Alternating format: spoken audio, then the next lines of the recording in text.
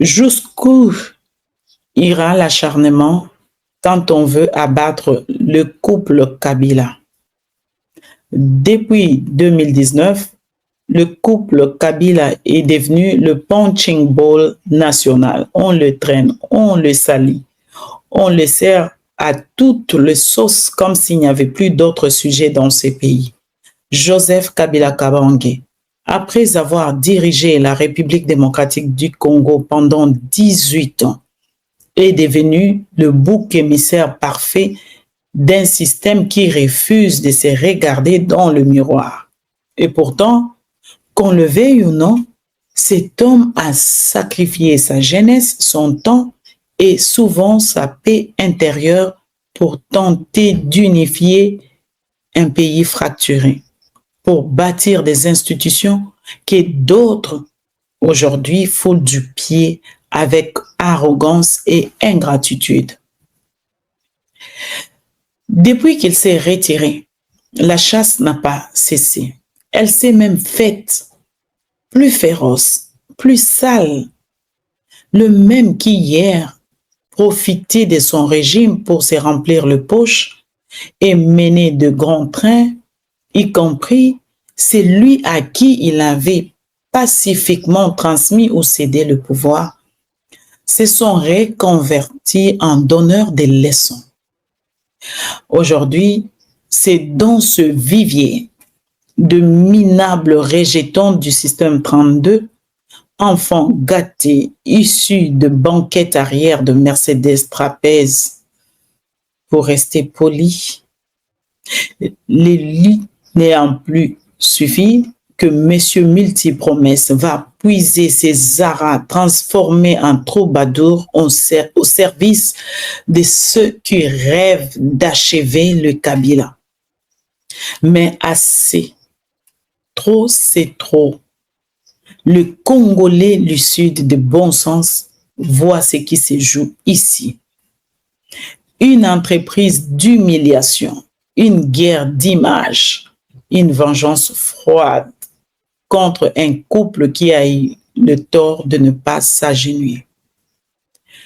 On ne s'attaque plus seulement à Joseph Kabila ou à Olive Lembedisita Kabila, on s'en prend à tous ceux qui portent leur nom, à tous ceux qui rappellent leur passage, jusqu'à la mémoire de leur père, Laurent Désiré Kabila, notre héros national. Oui, on a osé profaner la mémoire d'un homme tombé pour ce pays. On a saccagé le buste érigé devant sa fondation, symbole d'un combat et d'un héritage. On a transformé en objet de dérision la Jeep qui avait transporté sa dépouille. Cette relique historique qui devait rester sacrée.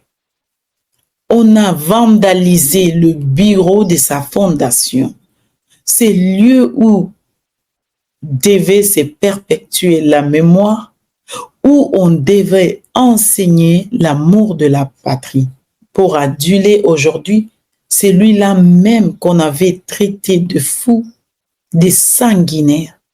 J'en passe. Et de meilleur, je citais Mobutu Sese Seko. Tout cela, dans leur machiavélisme, pensa humilier et atteindre les Kabila moralement. Mais c'est mal connaître cette famille forgée en acier. Quel peuple digne se permet de profaner ses propres symboles? Quelle nation se permet d'essuyer la mémoire de ceux qui ont écrit ce page le plus douloureuse? Cette dérive n'est pas anodine, elle relève une volonté froide d'effacer, d'humilier, de déraciner. Faire croire que le Kabila n'ont rien été, qu'ils n'ont rien fait, qu'ils ne méritent ni respect ni souvenir. L'affaire de l'immeuble GLM devait être, dans cette logique, le coup de grâce. On nous l'a vendu comme un dossier copré. Un scandale qui allait enfin achever le Kabila. But what did we find? Une vaste farce montée de toutes pièces pour enfumer le crédit et distraire le mouton de la 10e rue. Pendant que le vrai problème du pays s'accumule, certains préfèrent rejouer éternellement la même pièce. Accusons le Kabila pour leur survie politique. Il faut le dire sans détour, ce qui se passe aujourd'hui relève de l'acharnement pur et simple. On ne juge plus des actes, on détruit des symboles. On ne cherche plus la vérité, on veut la ruine morale. Et tout cela au nom d'une haine politique entretenue pour masquer l'impuissance des actuels dirigeants.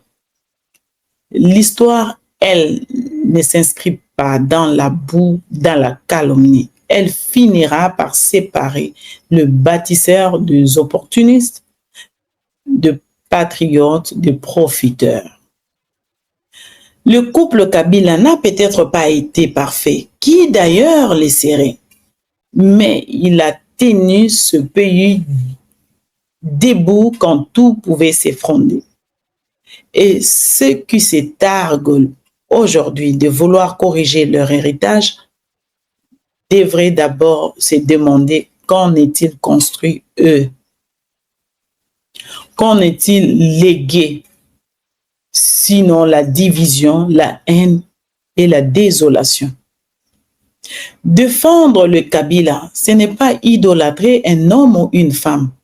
C'est défendre une idée simple, le respect de l'histoire, la dignité de symbole et la justice contre la muette.